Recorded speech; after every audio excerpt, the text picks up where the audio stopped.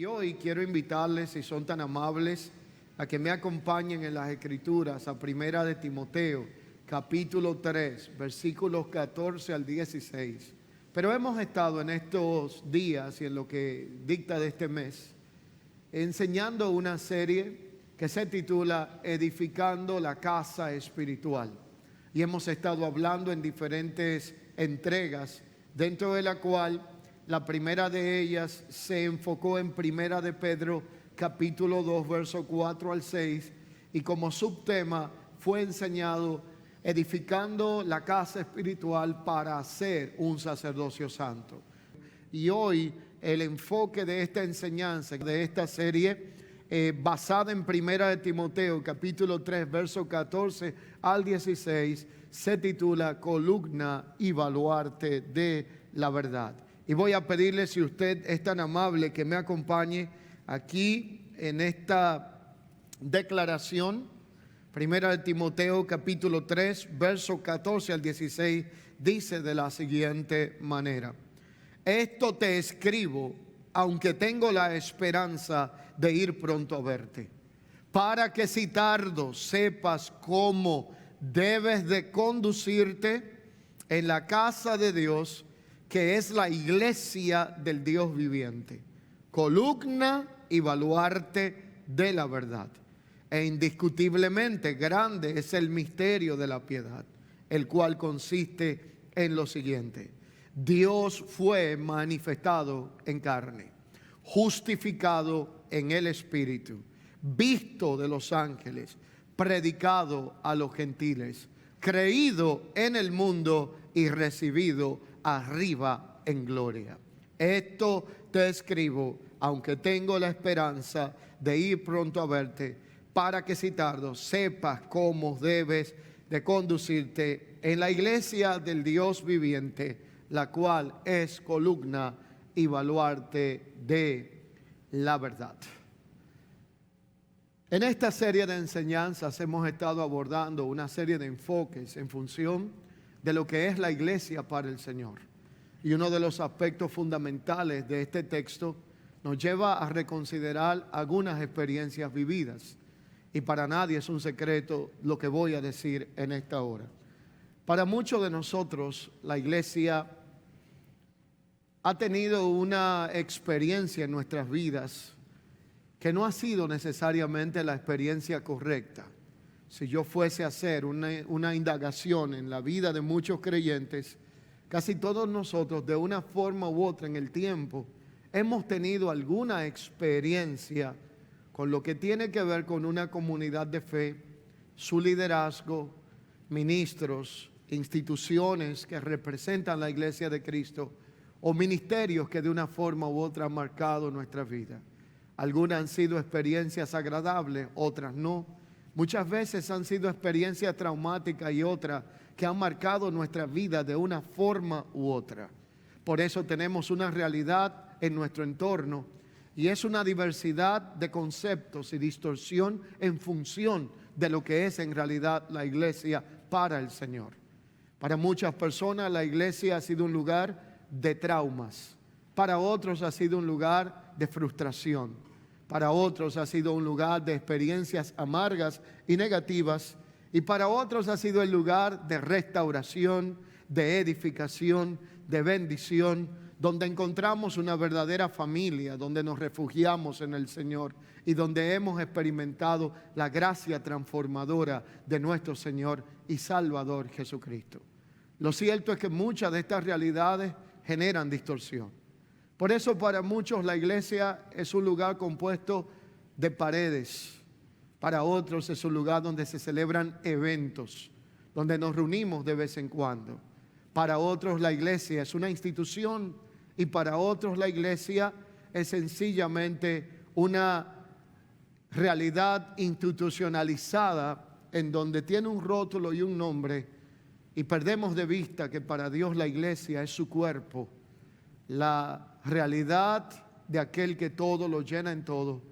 Y la iglesia tiene una cabeza que es Cristo. Por lo tanto, la iglesia de Jesucristo es aquella que Él adquirió a precio de sangre en la cruz y aquella que Él cuida, ama, protege y dio su vida por ella. Así que cada vez que usted habla mal de la iglesia, usted está hablando mal de Cristo. Cada vez que usted está resentido con la iglesia, usted está resentido con el Señor. El cuerpo y la cabeza de Cristo son indivisibles. Somos uno con el Señor. Recibimos una misma fe, un mismo espíritu, un mismo bautismo, una misma realidad. Toda decepción se basa en expectativas forjadas en el corazón o en la mente.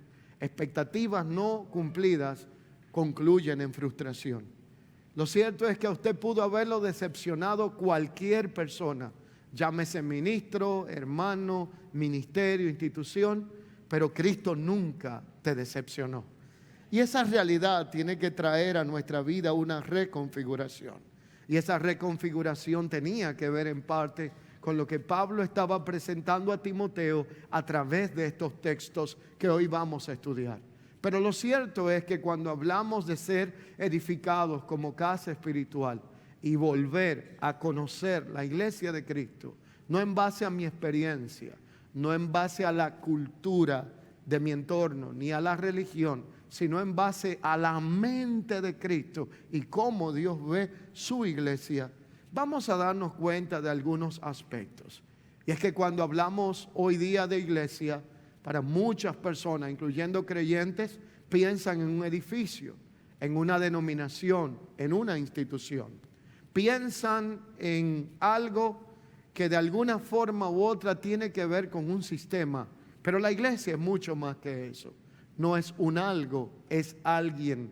Es Cristo operando en la vida de un pueblo redimido que está llamado a manifestar su propósito en la tierra. Ese es el cuerpo vivo de Cristo. Somos la iglesia, su cuerpo en la tierra, su expresión visible, el lugar donde su vida se manifiesta de manera corporativa para poder manifestar su eterno propósito. La iglesia en esencia es descrita como la casa del Dios viviente, columna y baluarte de la verdad.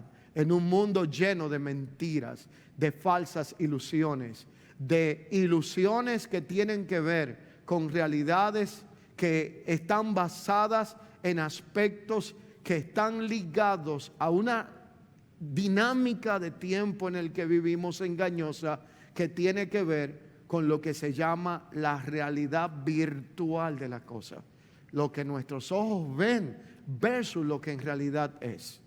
No hace muchos días tuve la experiencia, alguien me hablaba de una aplicación que tenía el poder de que usted le ponía una imagen, le daba unas letras y le cambiaba el escenario.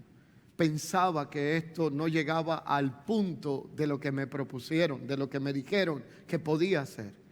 Pero noté algo interesante. Le dije, tengo un perro, colócale una foto. Le colocaron la foto. Le dije, mi perro es de tal raza, de tal color. Estaba ahí en la foto explícito, pero quería describirlo. Quiero saber si mi perro tiene la capacidad de boxear. Le colocaron las letras. En cuestión de un clic y menos de 60 segundos, la imagen que me dio fue el mismo perro de mi casa con 2 guantes puestos en un ring. Y estaba boxeando. Y se veía real. Me llamó mucho la atención, pero yo sé que aunque son medios inteligentes, no tienen la capacidad de lo que estaba viendo allí. Y quedé pensando algunas cosas interesantes. ¿Cuántas de las cosas que usted y yo vemos y creemos parecen ser, pero en realidad son mentiras? Cómo hoy día lo que es la imagen virtual de las cosas nos está llevando la atención de la realidad legal de las cosas. Lo que yo veo versus lo que Dios dijo.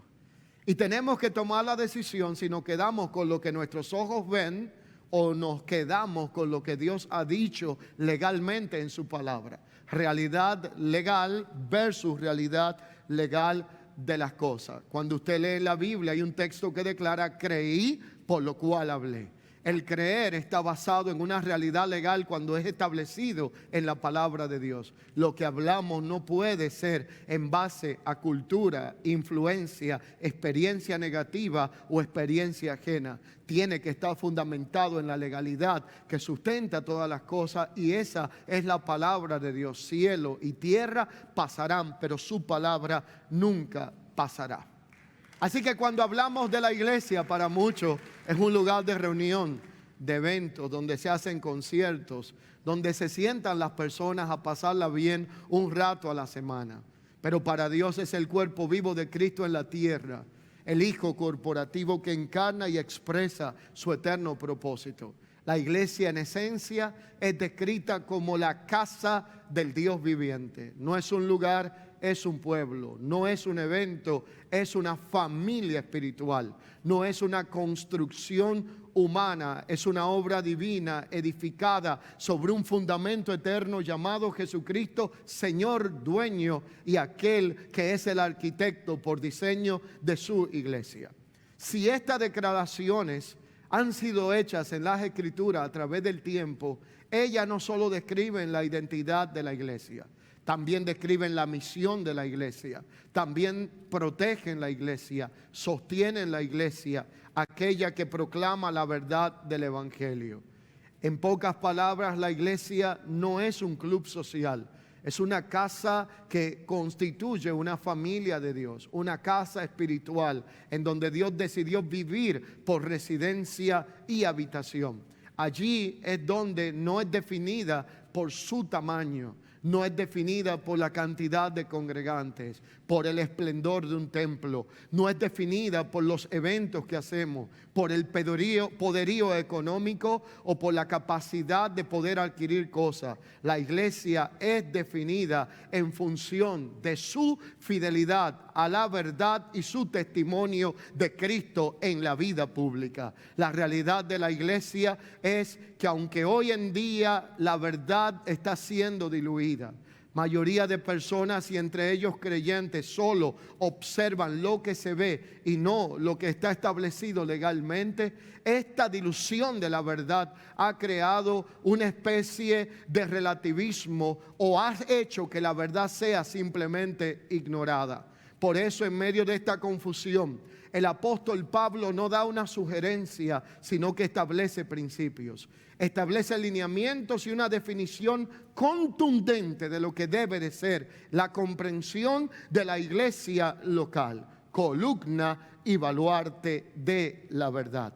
Lo que Pablo tenía en mente era que Timoteo entendiera y nosotros entendiéramos que él se había constituido en un custodio de la vida de Dios, que entendiéramos que él se había constituido en alguien que defendería la verdad con su propia vida porque sabía la responsabilidad generacional que le había sido delegada. Lo que Pablo tenía en mente era poderoso. En un momento determinado en las epístolas él se describe como la nodriza que cuida a ese bebé que estaba creciendo. En otro momento de la escritura, Pablo se describe como aquel que estaba sufriendo dolores de parto hasta que Cristo fuese formado en el carácter de la vida de la iglesia. ¿Dónde se forma el carácter de un niño? En la familia. ¿Y cómo podemos formar el carácter de Cristo en la vida de una generación si la iglesia solo es una institución y no opera como una familia? Para que el carácter de Cristo sea formado, la iglesia tiene que operar a través de vínculos y diseños que constituyen la iglesia no como una institución, sino como la familia en la fe. Pero el contexto histórico de esta declaración es sumamente contundente. Pablo le está hablando a un joven pastor llamado Timoteo. Timoteo había sido instalado en una comunidad llamada Éfeso, donde ministraba y ejercía el don de su llamamiento pastoral. Desde allí, esta ciudad tenía una gran influencia en el Imperio Romano. Era famosa por tres características. La primera, famosa por su comercio, famosa por su cultura, y tercero, sobre todo, el templo que allí había estaba caracterizado como una de las maravillas del mundo de su momento. era el templo dedicado a una diosa llamada Artemisa. En otro contexto, para los romanos significaba una cosa y para los griegos, que tenían una cultura sumamente politeísta con multiplicidad de dioses, significaba otra. La diosa Artemisa para unos y para otros la diosa Diana. Y esta diosa tenía un templo sumamente imponente. Recapitulo, una de las maravillas del mundo de su tiempo. Un lugar que tenía influencia en tres contextos: cultural, porque las personas iban pensando que estaban viendo un aspecto de la cultura y no entendían la influencia espiritual e idolátrica que había en aquel lugar. Lo segundo, esto tenía un impacto religioso en la región. Y tercero, tenía un impacto económico, porque todo el que iba a aquel templo movilizaba la economía de la región. Las personas se desplazaban de otros pueblos, venían en embarcaciones para ir al templo de la diosa Artemisa o de la diosa Diana a rendir tributos de idolatría. ¿Cuál era la razón? Este templo era sumamente imponente. Se lo voy a describir. El templo tenía unas columnas. Esto va a ser más fácil para muchos varones calcular en la foto pictoral que quiero dejar de lo que esto significaba. La columna tenía 18 metros de largo desde el suelo hasta arriba. Imagínense 18 metros de altura desde el suelo hasta su techo. Estas columnas tenían una anchura significativamente pronunciada para poder sostener la altura, pero el templo tenía 127 columnas de 18 metros hacia arriba. Esto era un templo sumamente esplendoroso, imponente, intimidante y arquitectónicamente, según el tiempo y la construcción romana, algo que llamaba la atención y que se camuflajeaba de cultura, pero escondía algo detrás de ello. Estas columnas, aún siendo 127, estaban cubiertas en su mayoría, las visibles, de oro puro. Y cuando las personas llegaban, se deslumbraban por el templo y perdían la noción de lo que se celebraba dentro del templo. Así que allí entonces había ciertos sistemas de transacción instalados. Y uno de ellos era la indulgencia. La indulgencia implicaba que cuando un delincuente llegaba a la región, sus manos estaban manchadas de sangre, ellos podían pactar con el templo de Artemisa y de la diosa Diana, y del botín extraído con sangre ajena y con delitos y con cualquier tipo de atrocidad, ellos entonces eran recibidos bajo un grado de impunidad compuesto por tres elementos. Un factor que tenía que ver con economía, un factor que tenía que ver con el sistema sociopolítico de su momento y un factor cultural. ¿Por qué esos tres elementos? Porque el sistema de gobierno de su momento se componía con la idolatría. Porque si la idolatría crecía, crecía la migración del turista. Y el turista consumía la imagen, ¿cómo se llama esto? Los escapularios, los elementos religiosos, el culto a la diosa Artemisa, Diana.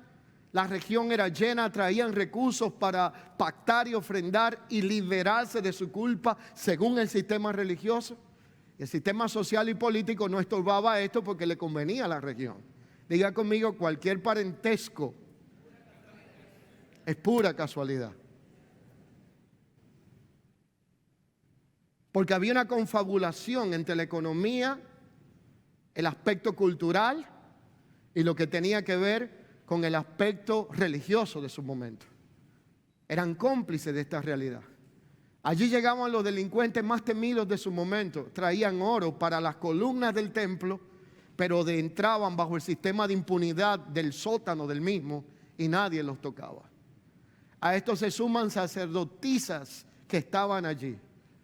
Ellas ejercían la prostitución, tenían intimidad con estos hombres. De allí salía un fruto híbrido y todo esto generaba el fomento de una cultura idolátrica. Si el contexto cultural de lo que vivía Timoteo era este, entonces Pablo estaba advirtiendo de una realidad similar a la de nuestros días.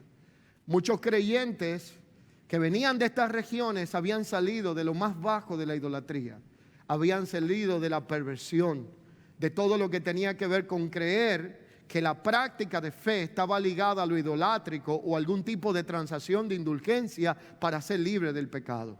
Y lo único que puede limpiar el pecado se llama la sangre de Jesucristo. No hay pacto que usted haga económico, no hay ofrenda que usted le envíe a nadie, no hay una indulgencia que usted pueda pagar que pueda liberar el pecado y limpiarlo de nuestra vida. No hay hombre humano que lo pueda garantizar. Los sacerdotes del pacto antiguo tenían ineficacia porque su vida no lograba cubrir las expectativas de Dios para cumplir con todo lo que era la limpieza y el perdón de los pecados. Por cada llama del infierno que había con el nombre suyo y mío, una gota de la sangre de Cristo fue suficiente para que el precio fuese pagado, la deuda fuera quitada, se fuese dicho consumado es, y las actas y los decretos contrarios que habían en nuestra contra fueran quitados de en medio, para que hoy usted y yo fuésemos presentados como gente santa y pura, un pueblo redimido de todo linaje, pueblo, lengua, nación, hechos reyes y sacerdotes para Dios en la tierra, y que cuando Satanás, los demonios y sus servidores en la tierra buscaran una acusación de tu pasado y el mío, no la encontraran, porque toda acta y decreto en nuestra contra que era contraria fue quitada de en medio, fue clavada en la cruz, para que hoy usted y yo fuésemos vistos por medio de Cristo y no por medio del pecado que en Adán nos cubría. Y Dios le dice a través de Pablo a Timoteo: si yo tardo para ir a verte, necesito que tú sepas cómo debes de operar y conducirte en la casa de Dios. Porque en la casa de Dios hay un problema. Hay gente que conoció a Diana y Artemisa, practicó la idolatría, ajenos a la vida de Dios. Ahora conocen de Dios y siguen siendo idólatras, pero ahora con la fe enfocada en Cristo. Y voy a decirles algo. Nosotros necesitamos encarar la idolatría en el Evangelio de Jesucristo. Cantidad de personas que idolatran los recursos que tienen, el carro que tienen, el trabajo que tienen, la posición social que tienen, a los líderes que tienen, a ídolos modernos que han creado en su corazón, el deporte que practican. La realidad de lo que sea que han vivido ocupó el lugar de Dios en su vida, y estamos plagados de ídolos modernos dentro del Evangelio de Jesucristo. Y a través de Pablo, Dios le dice a Timoteo: la iglesia no es el templo de Artemisa, no se parece. No tiene nada que ver con la belleza de afuera ni el esplendor de las columnas. No tiene que ver con idolatría. La iglesia de Jesucristo es la columna y el baluarte de la verdad. Es aquella que declara y presenta la verdad. Y la verdad no es algo, sino alguien. Jesucristo es el camino. Jesucristo es la máxima expresión de la verdad. Y cuando la iglesia pierde la integridad y el testimonio de la verdad, se convierte en un club social y en un edificio vacío de la gloria de Dios. Y necesitamos que la iglesia vuelva a ser pregonera de la verdad del Evangelio de Jesucristo y no de la opinión de los hombres. Y Pablo le dice a Timoteo: columna y baluarte de la verdad.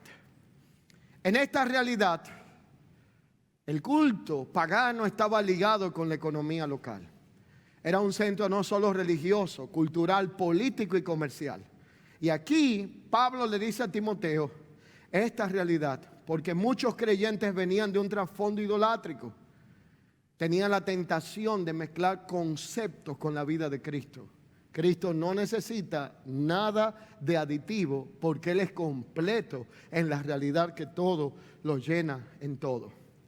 Así que la realidad era que trataban la iglesia como un templo del que cambiaron cuando salieron de la idolatría, pero con un Dios diferente.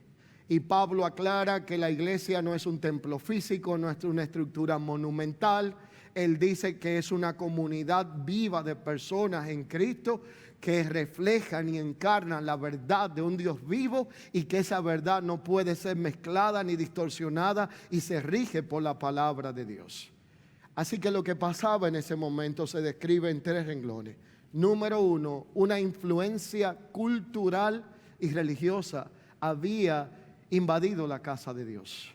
Número 2, había una gran confusión de identidades. Esta confusión de identidades hacía que algunos pensaran que el Evangelio de Cristo era una nueva religión. Y esa confusión de identidades llevaba a lo que era una tercera realidad llamada presión social. La presión social es lo que la iglesia de Éfeso experimentaba y lo que se supone que es normal que nosotros vivamos. La iglesia de Éfeso navegaba contra la corriente, no a favor de la corriente del mundo de su momento. A nosotros no debe de sorprendernos si nos van a rechazar por causa del nombre del Señor. Lo que no es normal es que todos nos aplaudan como si fuéramos algo apetecible, porque si lo aborrecieron a Él, nos aborrecerán también a nosotros. Si lo persiguieron a Él, nos perseguirán a nosotros. Si trataron de levantar calumnias hacia Él, nos calumniarán a nosotros. Y cada calumnia basada en mentira es una bienaventuranza que las tinieblas arrojan a nuestro favor. Bienaventurados somos cuando de nosotros dicen cosas mintiendo. El problema es cuando es verdad. Pero cada vez que alguien se levanta en tu contra, cada vez que alguien te hace la guerra en el trabajo, en el mismo cuerpo de Cristo parece, cada vez que alguien te adversa, cada vez que alguien dice una mentira de ti, no lo está haciendo de ti, lo está haciendo del Cristo que te habita. El problema no es contigo. Te voy a dar un secreto en esta mañana, no te lo tomes personal. Lo que pasa es que el que ha estado demasiado tiempo en la tiniebla, cuando le encienden una bombilla muy fuerte, se molesta por la luz. Y la iglesia es la sal y la luz de este mundo. Yo me he encontrado con personas en la calle, en supermercados, en establecimientos, y me han dicho, quería verlo a usted. Yo conozco ya esa declaración.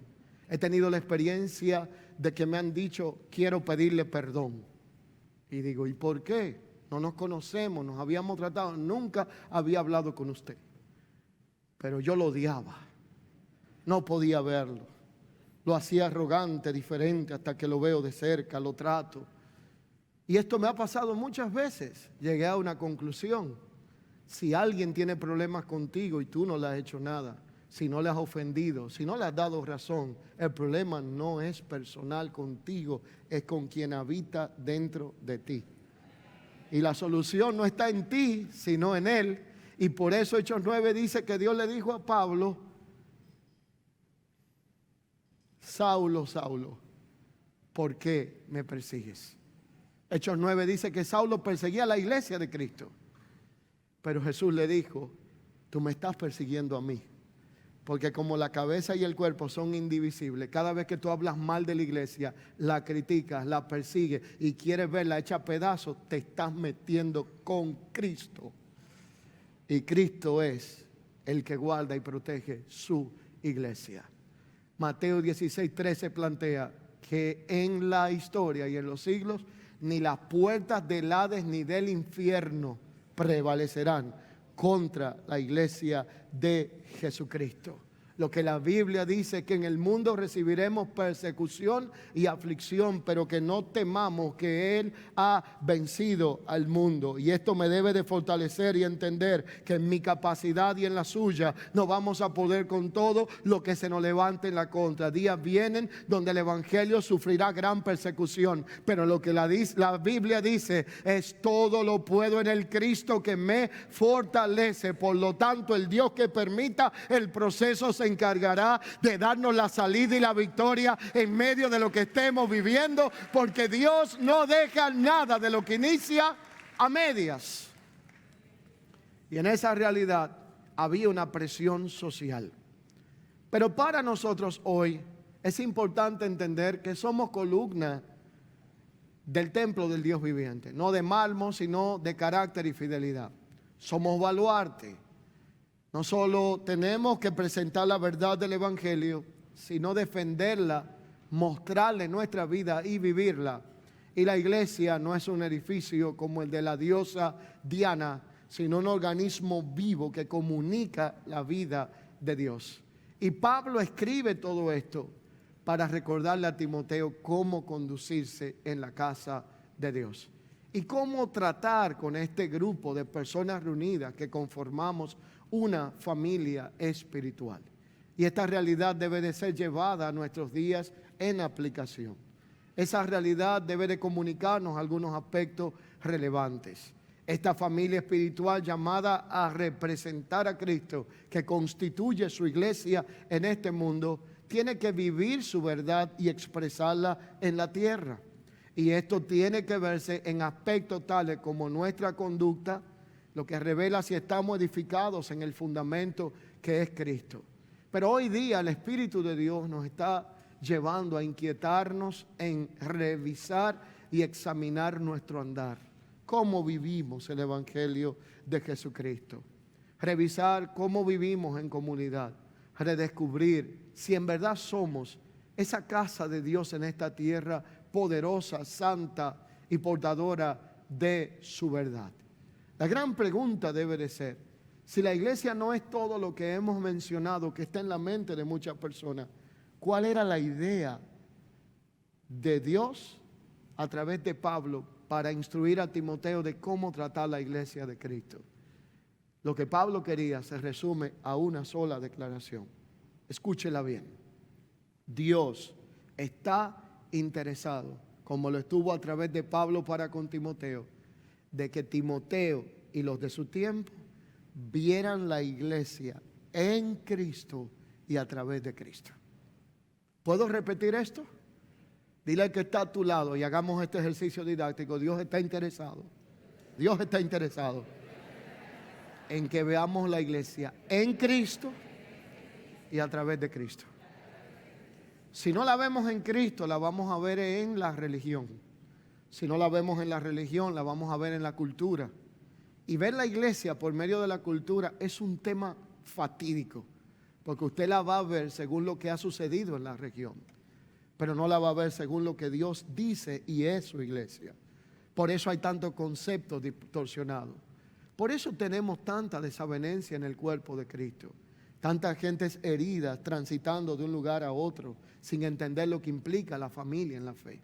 Nadie cambiaba en la Biblia caprichosamente de familia.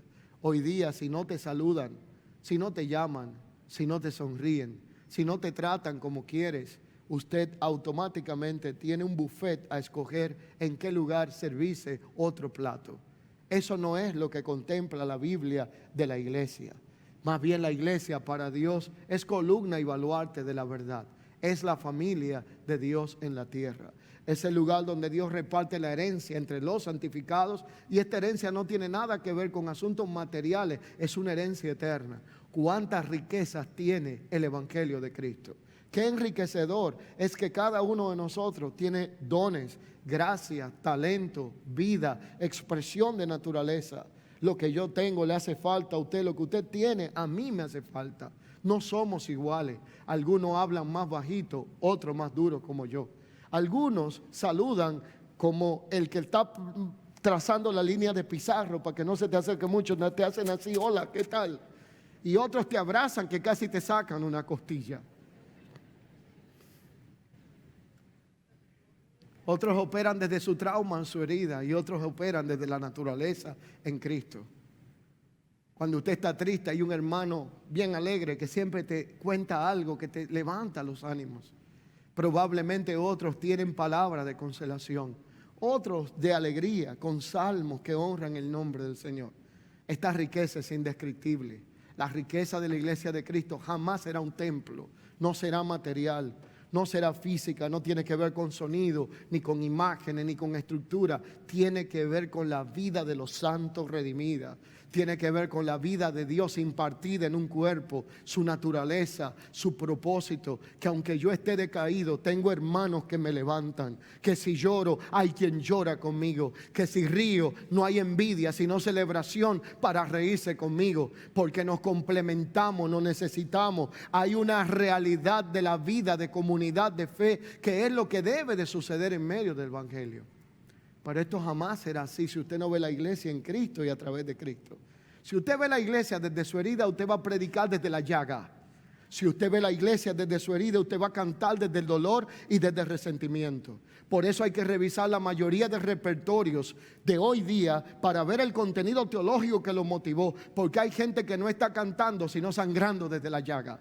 Hay personas que no predican, sino que están sangrando desde la herida y la frustración que vivieron. Y esta realidad tiene que ser definida. Y necesitamos discernimiento espiritual para no decirle a todo amén. Y Pablo le dijo a Timoteo: la iglesia es columna y baluarte de la verdad. No es algo que se mezcla con sentimientos pasajeros. La iglesia es el cuerpo de Cristo, compuesto por personas que no son perfectas, están siendo perfeccionadas. Pero si alguien te falló, si alguien te decepcionó, si te creaste una expectativa y no salió así, no te falló Jesucristo, te falló el hombre. Por lo tanto, sigue siendo fiel a Dios, aunque no tengas todavía la respuesta de ver a otro tratarte como tú lo esperas. Y esa realidad genera expectativas que terminan en frustración. Porque el amor puede ser nuestra mayor fortaleza, pero también nuestra mayor debilidad. Déjenme darle un dato revelador y confrontante. Que alguien reciba amor no significa que te ama. Cualquier persona puede recibir amor, pero si te ama, lo va a reciprocar. La gran diferencia consiste en que hay quienes solamente saben recibir, pero no saben dar de lo que reciben. Y esa realidad opera en todas las dimensiones. Y si usted lo hace esperando algo a cambio, va a terminar herido y frustrado. No existe un pastor, no existe un líder, no existe un hermano que pueda acompañarte 24 horas al día, 7 días a la semana, en toda tu crisis y tu proceso. Y si te hiciste esta expectativa, bájalo de esa nube, porque eso le toca a un Dios omnipotente y omnipresente. Hemos hecho ídolos sin haberlo pensado 2 veces. Hemos creado expectativas de personas que creemos que estarán en algún momento, y en algún momento Dios no te va a tener con nadie, te va a dejar solo para que vuelvas a Él, para que le pidas a Él, para que lo conozcas a Él, porque no siempre el hombre resolverá tus crisis. Hay momentos que Dios quiere resolverla a Él. Y cuando no lo entendemos así, terminamos en la frustración, en la desolación y en la amargura. Pero ¿cuáles son algunas definiciones a conocer? ¿Y qué es la iglesia según la palabra? La Biblia la describe como la imagen visible de Cristo vivificado. La realidad corporativa que expresa la imagen del Cristo. El cuerpo que manifiesta la vida del Hijo para dar a conocer la multiforme sabiduría de Dios, según Efesios 3:10. La expresión corporativa de ese nuevo hombre en Cristo Jesús. Somos una nueva criatura. Las cosas viejas pasaron y todas fueron hechas nuevas. Pero ser parte de la iglesia es una realidad que tiene su origen. La iglesia se origina en Cristo, desde su obra en la cruz, su resurrección. Surge para la expresión de su naturaleza y su propósito en la tierra. La iglesia es aquella que se convierte en la medida de lo que Cristo es. Se establece como la comunidad de los que hemos nacido de nuevo. Y la iglesia se convierte en la manifestación viva de la sabiduría de Dios en la tierra.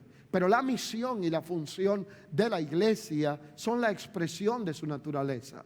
He dicho en la primera sección de esta serie que usted no es lo que hace, sino aquello que es. Y lo que hacemos es el resultado de lo que somos, pero no somos el resultado de lo que hacemos. Por lo tanto, la iglesia tiene una naturaleza que se llama Cristo y una función que se expresa en el ministerio y una misión que se realiza en el mundo. Pero la misión principal de la iglesia, según Mateo 5, del 14 al 16, es ser sal y luz en este mundo. Luz para un mundo que está en tinieblas y sal para un mundo que ha perdido su capacidad de preservación y su sabor. Vidas que ya no encuentran sentido y propósito a su existencia. Y esta realidad hace que la misión de la iglesia sea expresada. Pero la misión de la iglesia tiene dos aspectos. Si usted es lo que toma nota, escriba esto, y si no, por lo menos ayúdeme a repetirlo. El primer aspecto de la misión que tenemos como hijos de Dios y como iglesia tiene que ver con la manera colectiva de cómo expresamos esa misión. Y el segundo aspecto en la vida de cada creyente individual tiene que ver con la manera individual de cómo expresamos lo que se nos ha dado. Entonces, un aspecto de la misión de la iglesia es individual y otro aspecto es colectivo. Colectivamente somos respuesta a un mundo en crisis, luz a un mundo en tinieblas y sal que preserva a un mundo que ha perdido su esencia y su sabor. Pero individualmente, cada uno de nosotros tenemos una realidad. Es una función que expresa salvación, que da a conocer la multiforme sabiduría de Dios, pero también que lo evidencia con un sentido de responsabilidad que acompaña el privilegio. Esa responsabilidad se puede traducir como santidad. Esa responsabilidad se puede traducir como estilo de vida. Y cuando usted mira la Biblia y mira a los primeros creyentes en el libro de los Hechos, la Biblia dice que las personas de las ciudades decían: los que trastornan el mundo vienen llegando a este lugar. La gente decía: míranlo como viven, queremos lo que ellos tienen. Los sacerdotes obedecían a la fe. Las personas venían al evangelio y no había mucha predicación. No hace mucho pude conocer una encuesta que me llamó mucho la atención. La encuesta fue realizada no de manera intencional, sino de forma reactiva. Los ministerios que llevan tratados y que llevan Nuevos Testamentos a la cárcel, llevan apuntes de quién los recibe, cómo los recibe y la forma de cuántos nuevos creyentes han sido evangelizados en la misión que están realizando, y rinden un informe de eso. Comenzaron a notar que a muchos de los que ellos trataban de evangelizar le decía: llévame a la oración porque ya yo conozco lo que me estás diciendo, porque yo conozco de Cristo. Y esto pasó una y otra vez en las cárceles de nuestro país. Así que ellos decidieron hacer una encuesta en la población carcelaria y en todo lo que es sistema correccional para ver por qué tantos de los que están cumpliendo condena por crímenes de todo índole decían que ya conocían del Señor, para saber cómo enfocar su trabajo. Y descubrieron un dato sumamente interesante. Del 60 al 70% de la población que está en la cárcel en este país ha pasado por la escuela bíblica un domingo. La mayoría de ellos en la encuesta dijeron que estuvieron entre 6 y 10 años visitando en sus primeros días de infancia con una tía, alguna madre o una abuela que los llevaba a congregarse. Conocían la mayoría de los versículos bíblicos, habían participado de diferentes actividades dentro del evangelio. Pero esto no solamente es un dato sumamente confrontador. Lo más confrontador de todo esto, ¿qué pasó? Escúcheme bien. Voy a ser autocrítico y respetuoso, no diplomático, porque quisiera entrarle el bisturí a esta realidad putrefacta que necesitamos enfrentar para entender que la iglesia no es cualquier cosa, sino un lugar de transformación generacional. La pregunta que yo me hago internamente: ¿qué puede pasar que nos prestan un niño 10 años de su vida en la etapa inicial de formación?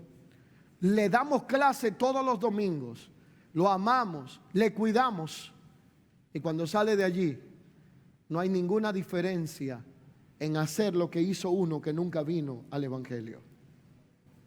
¿Qué tenemos que revisar?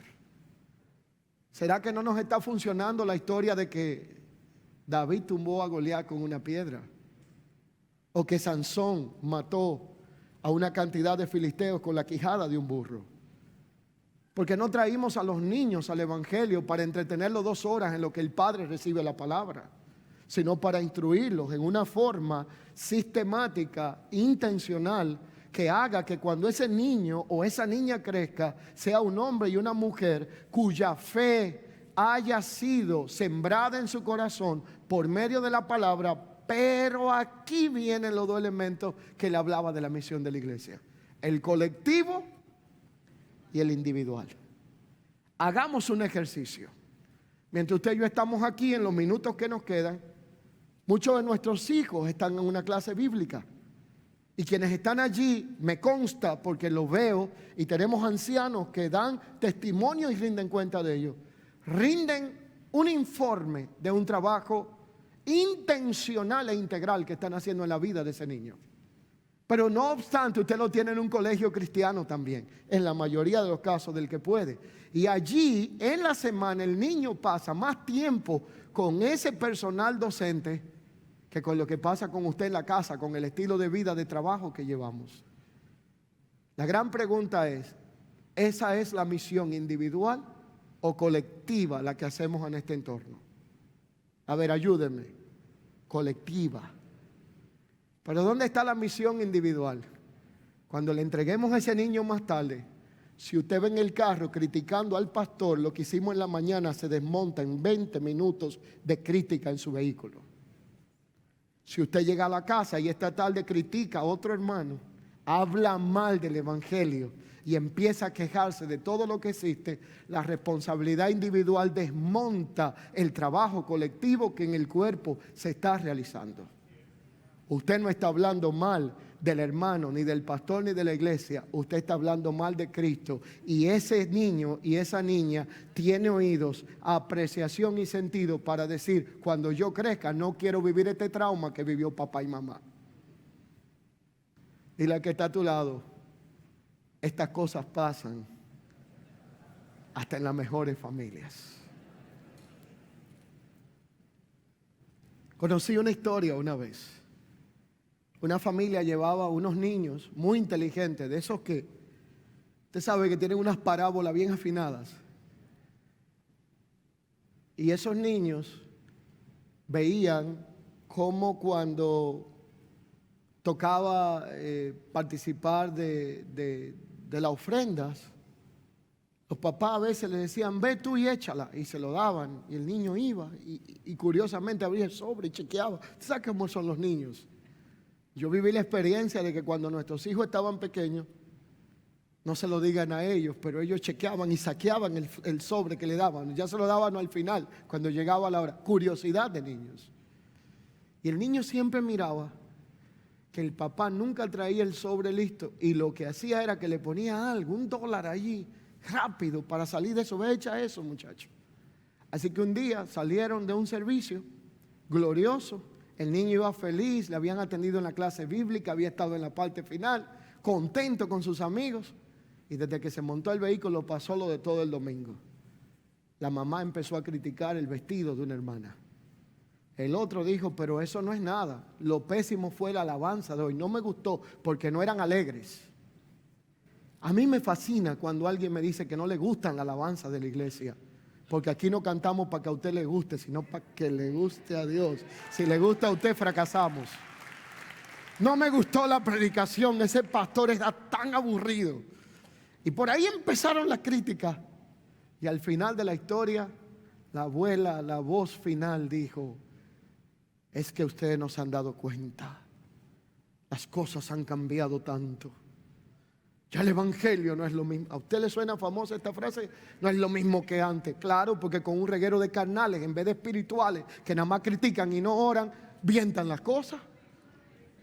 Señor, el niño estaba que ya se estaba tapando los oídos. Y estos niños inteligentes y desafiantes le dicen: papá, mamá, callen. Abuela, ya hagan silencio. Ya está bueno de tanta crítica. Y le dice al papá: ¿por qué me hablas así? Dice: eres el primero que tienes que hacer silencio, porque tú vives criticando todo lo que se hace y tú esperas que hagan más con $1.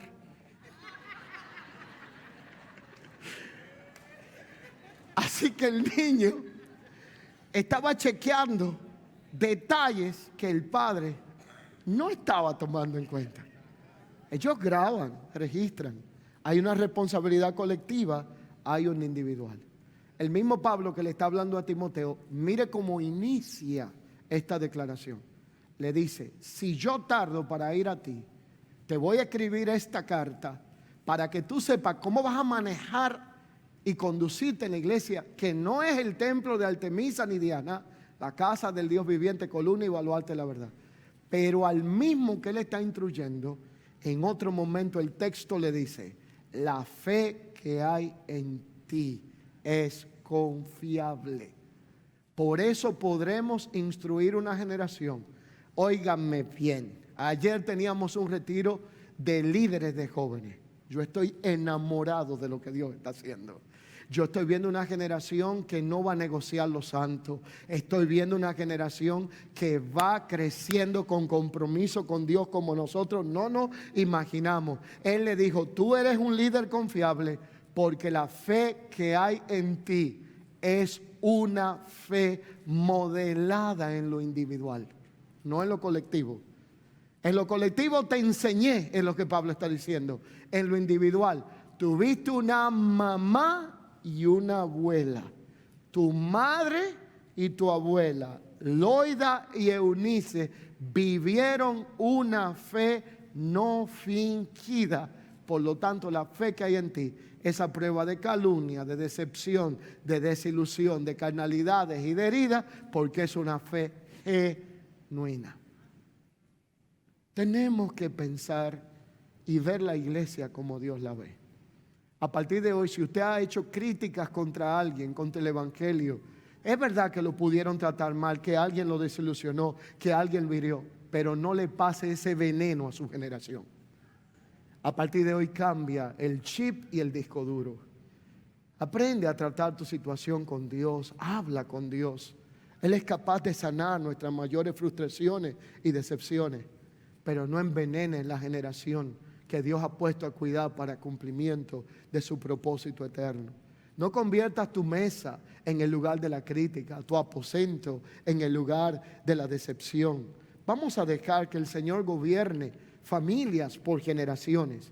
Y esta realidad nos lleva a nosotros a entender algunas declaraciones puntuales.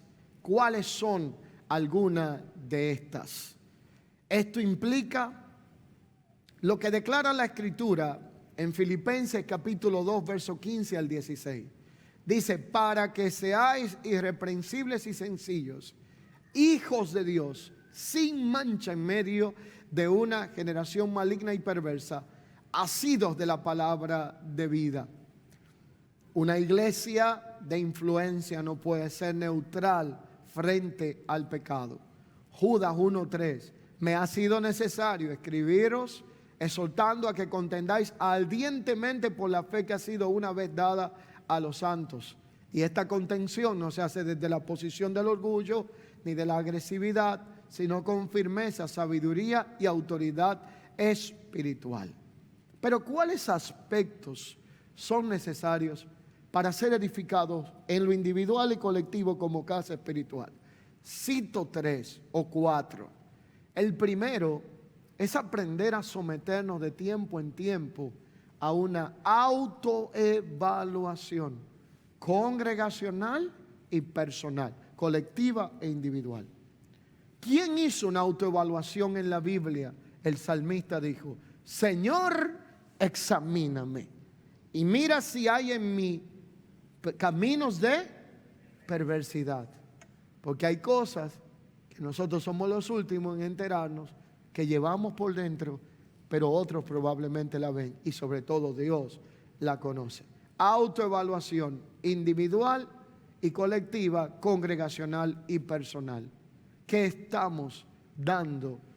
Si lo que estamos dando es lo que Cristo ha puesto en nosotros o estamos dando de nuestra carne y de nuestra herida. La segunda es formación escritural.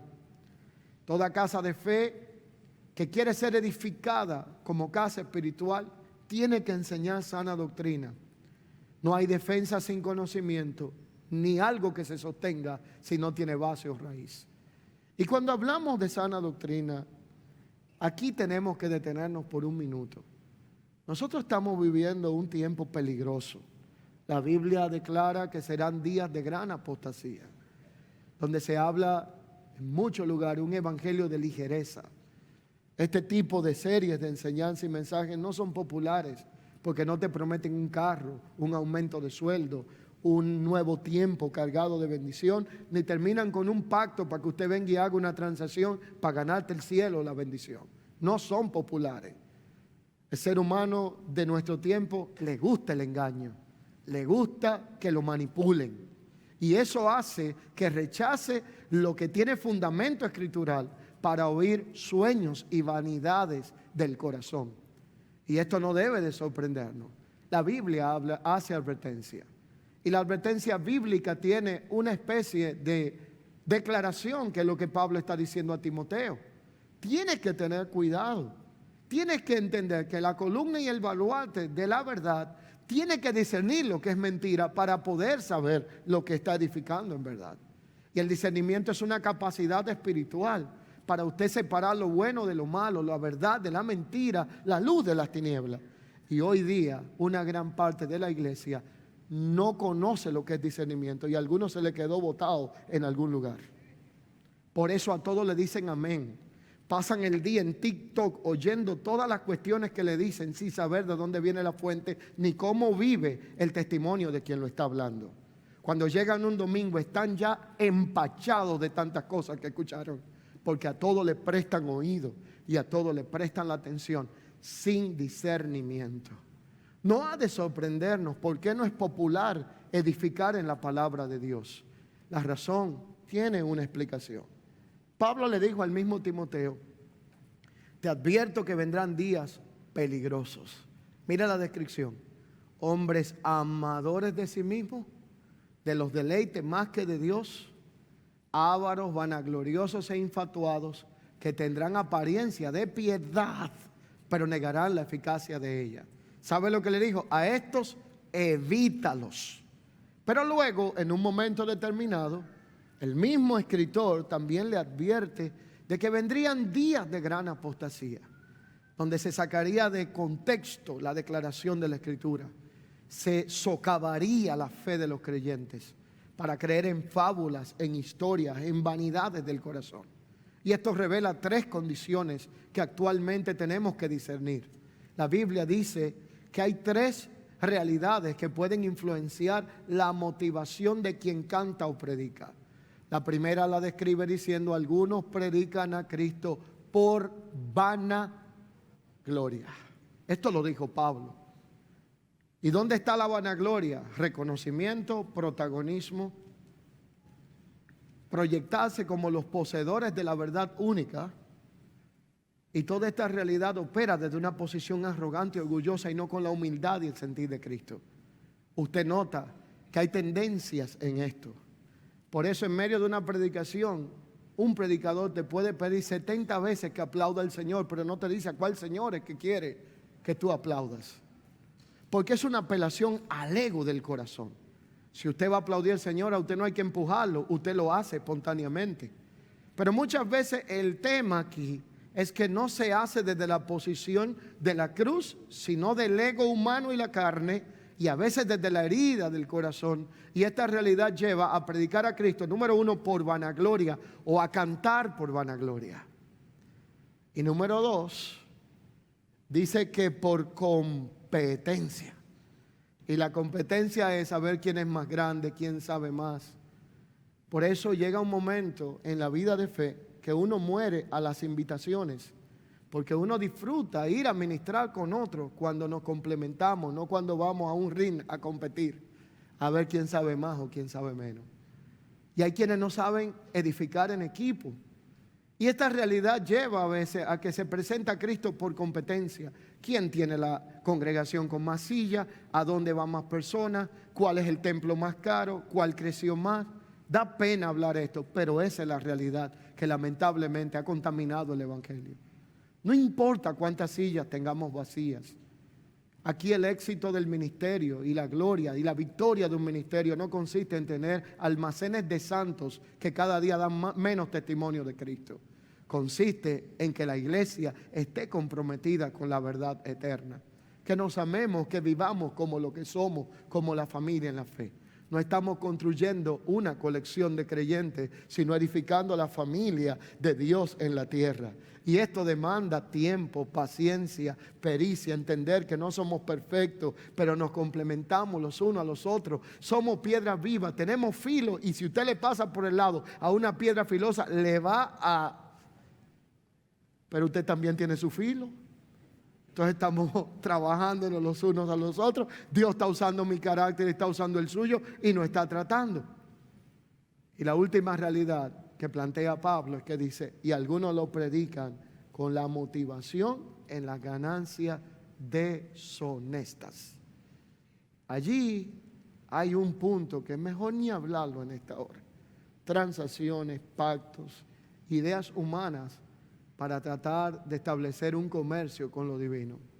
Esta realidad se contrarresta cuando hay autoevaluación, formación escritural, integridad del liderazgo, testimonio colectivo, y esta realidad se complementa con 5 pilares esenciales para poder entonces edificar espiritualmente la casa de Dios, y con lo que yo voy a concluir esta enseñanza mientras sonido de gracia viene y me acompaña en este día.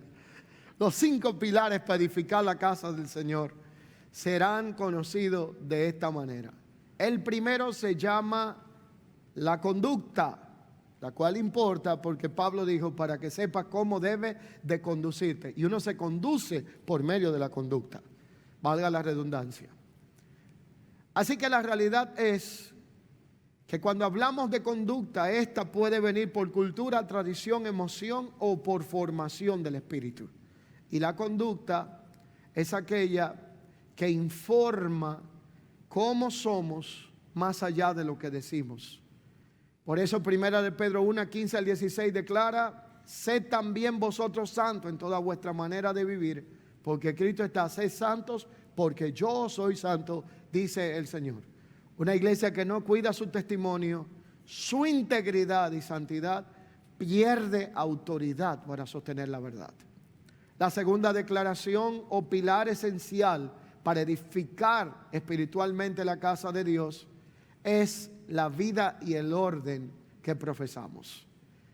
La iglesia es un espacio espiritual donde se imparte vida, y esa vida tiene que traer orden al que anda desordenadamente, a las prioridades que tenemos en la vida, a áreas que debemos de rectificar y corregir a la luz de la palabra, entre otros aspectos. La tercera realidad que se constituye en un pilar en la casa espiritual que está siendo edificada tiene que ver con una comunidad que ejerce un poder real. Una iglesia sin poder es un club social. Es algo que en vez de impartir vida, lo que hace es que tiene una tendencia de muerte. Por eso la iglesia del Dios viviente necesita expresión de vida, transformación, comunión, fruto del Espíritu, milagros. No dependemos de eso, pero creemos en un Dios poderoso. Por eso la realidad de la iglesia es que ella manifiesta la vida espiritual. La cuarta columna de la verdad es el sostén visible del Evangelio. Y esta realidad de sostén visible del Evangelio no es una columna que solamente sostiene peso, sino que hace visible la estructura. Por lo tanto, Romanos 1:16 dice, porque no me avergüenzo del Evangelio, porque es poder de Dios para salvación de todo aquel que cree. Y esa realidad nos lleva a la quinta columna, que es el baluarte de la verdad, la defensa activa ante el error. Usted no tiene que pelear con nadie, no tiene que ser agresivo en las redes sociales, no tiene que defender en base a agresividad del Evangelio. La verdad se defiende a sí misma. Usted, cada vez que alguien diga la mentira, presente la verdad. Y la verdad tiene la capacidad de defenderse a sí misma. Por eso cuando yo encuentro a alguien que quiere pelear y discutir textos bíblicos en las redes, entonces encuentra a alguien que sabe cómo defenderse. Yo he aprendido que uno no discute por cuestiones con gente necia porque te arrastra a su territorio y te gana por experiencia. Uno tiene que aprender a dejar que lo que en realidad no es para resolverlo en la carne sea resuelto con una posición del Espíritu y la verdad se defiende así sola. Segunda de Timoteo 1:13, retén la forma de las sanas palabras, guarda el buen depósito por el Espíritu Santo. Por eso cada congregación debe de velar por edificar, no en conceptos humanos, psicológicos o egocéntricos, sino de edificar por medio de la verdad, enseñar por la verdad, discipular, tener discernimiento profético para no ser arrastrado por la mentira. Y esta realidad nos lleva a nosotros a lo que Pablo le recomendó a Timoteo en conclusión, cuando dijo que prediques la palabra, que intes a tiempo fuera de tiempo, redarguye, segunda de Timoteo 4:2-3, reprende, exhorta con toda paciencia, doctrina, porque vendrán días donde no sufrirán la sana doctrina. Y este tiempo es el tiempo de edificar casas espirituales que honren a Dios, que no se rindan, que no se apaguen, que no negocien la verdad. Y esa casa de fe se constituirá en la columna y baluarte de la verdad. Esto te escribo para que si tardo en verte, sepas cómo debes de conducirte en la casa de Dios, que es la iglesia del Dios viviente, columna y baluarte de la verdad. Indiscutiblemente grande es el misterio de la piedad. Dios fue manifestado en carne, justificado en el Espíritu, visto de los ángeles, predicado a los gentiles, creído en el mundo y recibido arriba en gloria. Si edificamos casa espiritual, tendremos columna y baluarte de la verdad. Y desactivaremos una cultura de idolatría dentro del Evangelio de Cristo. Ahora culminé, necesito la atención absoluta de todos los que están aquí, porque necesito colocar la pieza final de esta enseñanza. Todo lo que yo he dicho en este día, por la palabra, todo lo que se nos ha aconsejado por el consejo divino, todo, absolutamente todo, es imposible de corresponder a ello en nuestra capacidad humana. Ni yo puedo con todo eso, ni usted tampoco. La predicación del Evangelio no es para producir culpa ni frustración en los santos. Así que esto, como usted no puede, ni yo tampoco con todo esto, necesitamos a Cristo. Y la conclusión es que esto no se trata de nosotros, sino que se trata de Cristo en nosotros. Y el mismo Pablo dijo, lo que antes no podía en la carne, ahora lo puedo en la fe del Hijo de Dios. Y si a Cristo lo conocí según la carne, ya no lo conozco de esa forma. Por lo tanto, vivamos un evangelio no por culturas humanas, no por tradición de hombre, no por religión, sino que vivamos el evangelio en la fe del Hijo Cristo, para que lo que no podemos en la carne sea completo y hecho por la gracia de Dios que nos habita en Cristo Jesús. ¿Y cómo se logra esto? A medida que Cristo crece en nosotros. ¿Y cómo Cristo crece en nosotros? Pablo dijo, yo vuelvo a sufrir dolores de parto.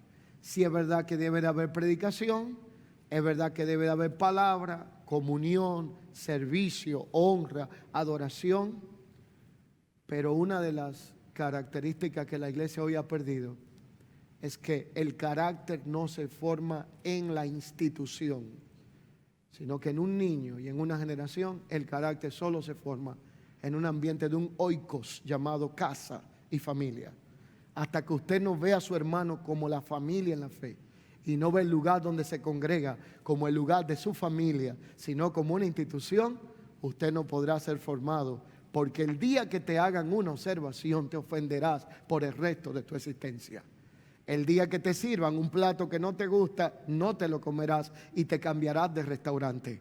Pero cuando conozcas el oikos, sabes que todo lo que te están sirviendo te conviene, te lo tienes que comer, y es porque te va a crear aspectos de la salud y de nutrientes de tu vida que un día lo vas a agradecer. Tengo una noticia para darle.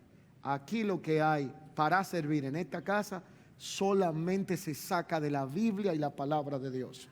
Si usted está buscando otro plato, habrá más restaurantes. Pero si usted quiere una familia donde cree que sea edificado, pastor, no sabemos hacer otra cosa más que predicar el evangelio de Jesucristo. El que quiere entretenimiento va a un parque, a un circo. El que quiere ver entretenimiento va donde los payasos. Pero el que quiere ser edificado como santo tiene que ser edificado por la palabra de gracia, porque no hay plan B ni C.